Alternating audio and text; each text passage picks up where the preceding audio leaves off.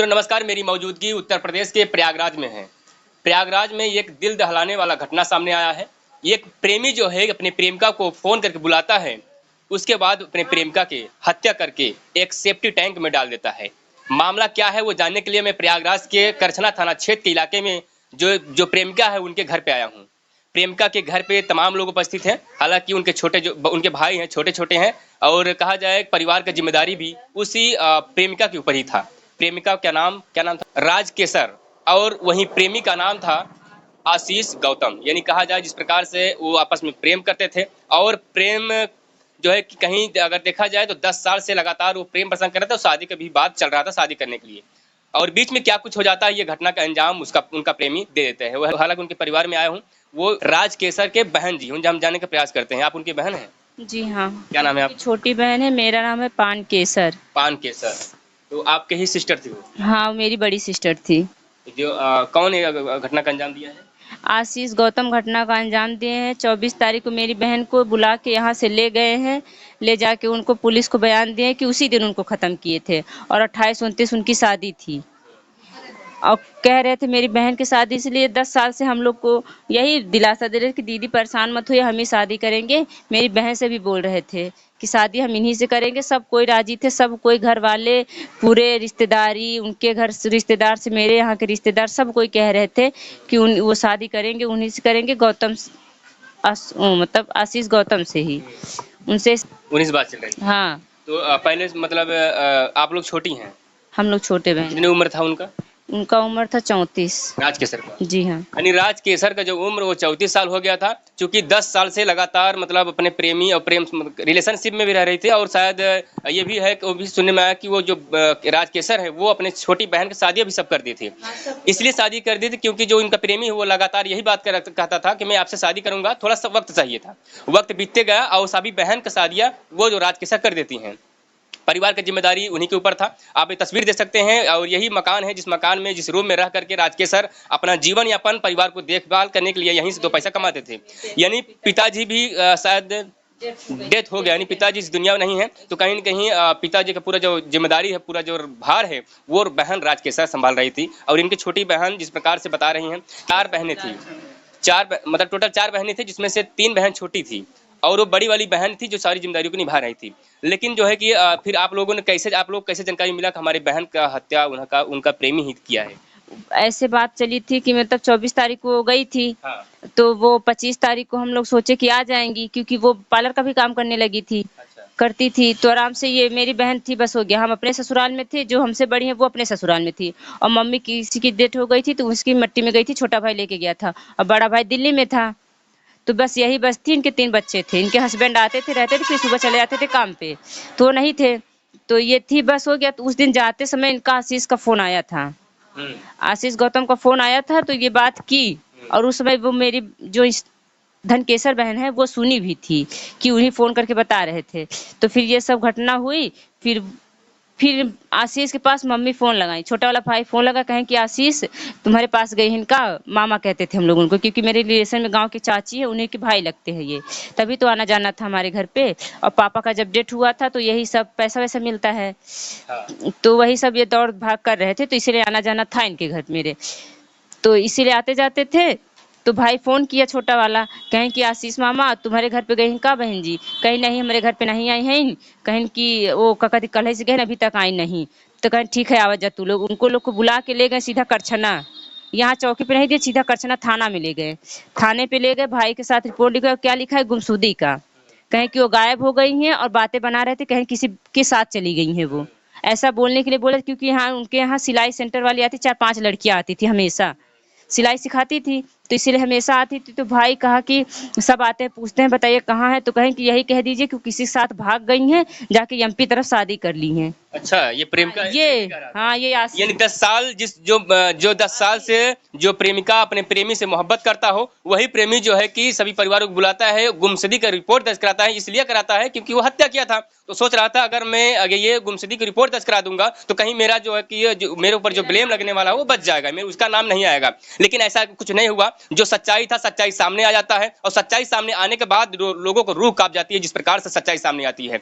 कब बताया जा रहा है, जिस प्रकार से सेफ्टी टैंक जो होता है, उस सेफ्टी टैंक में से 17 दिन मतलब 17 दिन से डेड बॉडी उसी में था, यानी कहा जाए 17 दिन के बाद ये खुलासा होता है और तब तक डेड बॉडी उसी के ही अंदर जो है कि था। तो कौन देखा था जो डेड बॉडी कौन निकाला था, कौन देखा था? वो गए थे मेरे यहाँ के ना आशीष साथ में गए थे, वही बताए हैं, उनको पकड़ा गया है ना।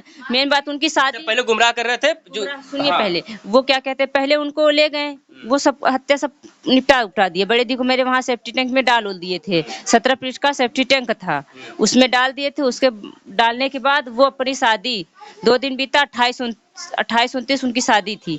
वो 12 बन की शादी किए और फिर मेरे भाई लोग उन पे शक कैसे किया। 2 दिन मेरे बहन लोग के साथ में, मेरी मम्मी और भाई के साथ में गए थे, क्योंकि मेरा बड़ा भाई था नहीं। तो 2 दिन साथ में गए थे, गुमराह कर रहे थे कि हम पे शक ना आए। तो फिर उसके बाद उनके हाथ में मेहंदी वेहंदी देखे मेरे भाई लोग, उनको भी बुलाया गया। जब हम लोग, मेरा भाई आया 29 तारीख, उनको भी लेके गए साथ में। तो मेहंदी वेहंदी लगी थी, पैर में जूते पहने थे, तो इसे नहीं समझ में आया रंगना उंगना।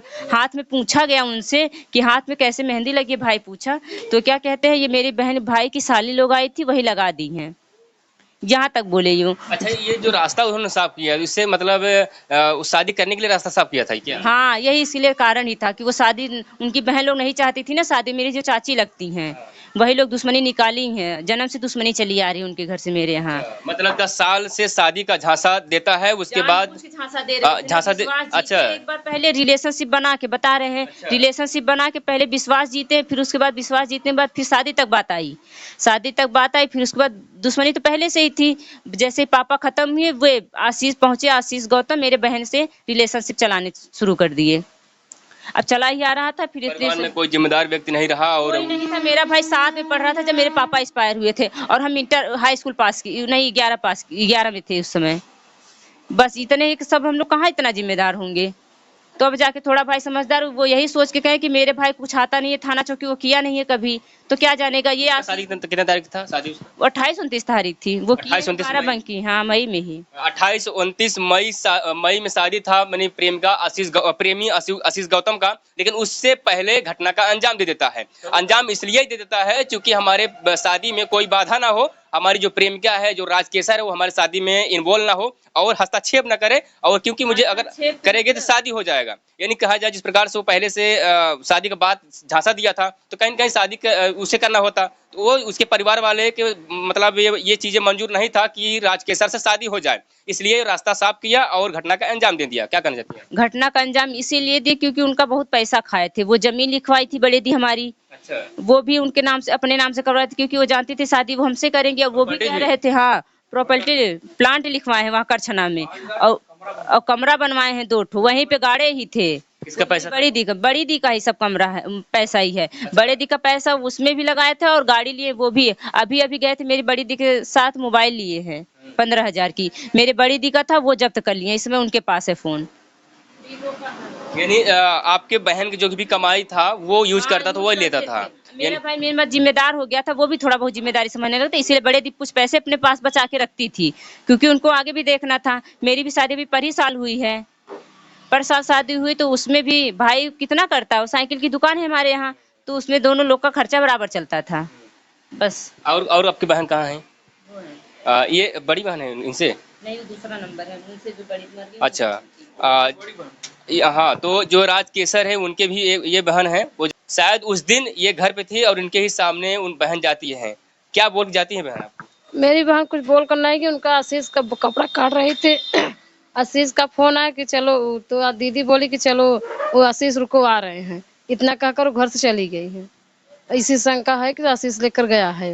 आशीष रुको मैं आ रही हूँ, ये बात आपकी बहन राजकेसर जो फोन पे बात करते हैं आप सुनी है, और जो है कि ये बात को टाल रहा था कि हमसे कोई मतलब नहीं था, वो कहीं भाग गई हैं, कैसे गई हैं, इस बात को लेकर वो गुमशुदगी का रिपोर्ट भी दर्ज कराया था। जी, ये कहा उसको बुलवाया फोन करके, हाँ फोन करके बुलवा करके, उसके बाद उसको 24 तारीख को मार दिया, रात 8 बजे मार कर ट्रंक में डाल दिया।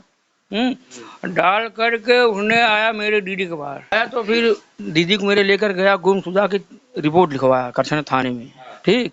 और साथ से 2 दिन रहा, उसके बाद फिर नहीं आया। फिर 28 तारीख की शादी थी, तो जो मेरा भांजा है दिल्ली रहता था, वो घटना 24 तारीख की है, 24 तारीख की है, 28 को उसकी शादी थी, 12 बंकी में किया। सब कुछ हो जाता है। यानी प्रेमी का जो आशीष गौतम है घटना का अंजाम भी देता है, शादी भी कर लेता है, उसके बाद मामला जो है कि 24 तारीख उसको मार करके रात मतलब रात भर रही, दिन भर हुआ तो दीदी हर पूछने लगे कहाँ गए, मेरी बहन लोग पूछने लगे कि वो गायब है। हमारे पास भी फ़ोन किए थे तो वही बताया, शीशो को लगे फ़ोन किया, कहाँ है मुझे मालूम नहीं है, चलो गुमशुदा की लिखवा दो रिपोर्ट। वही मैं 24 तारीख को प्रेमी आशीष गौतम प्रेमिका को मतलब ऐसा घटना कर देता है, घटना का अंजाम दे देता है, उसके बाद शादी करता है, वो गुमधाम अंजाम देता है। उसके बाद 4 दिन बाद उसकी शादी थी, यानी 28 तारीख को शादी भी हो जाता है। उसके बाद सब कुछ होता, तब ये घटना जो होने के बाद ये जो खुलासा हुआ, ये खुलासा अब हुआ 2 दिन बाद, यानी कल मिली है। तो जो डेड बॉडी है वो कल मिली है, जो है कि अभी आशीष गौतम के जो परिवार वाले हैं पूरा वहां पर ताला लगा हुआ है। पूरा मामला जनपद प्रयागराज के क्षेत्रीय थाना